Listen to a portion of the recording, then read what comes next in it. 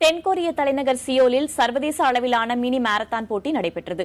போட்டி நடைபெற்ற இடத்திலிருந்து நமது செய்தியாளர் ஹரி அளித்திருக்கும் கூடுதல் தகவல்களை பார்க்கலாம். குறிப்பாக இந்திய மக்களும் மற்றும் பிற வெளிநாட்டு மக்களும் இதில் வந்து கலந்துக்கிட்டாங்க. ஆடவருக்கான மாரத்தான் போட்டியில் மொத்தம் 5 பேருக்கு பரிசுகள் வழங்கப்பட்டது.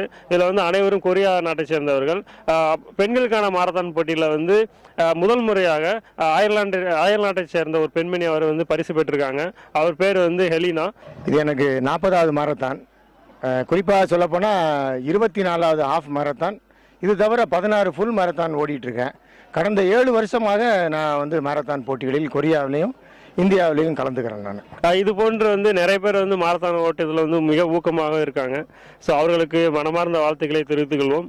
தென்கொரியா தலைநகர் சியோலிருந்து புதிய தலைமை செய்திகளுக்காக ஹரி.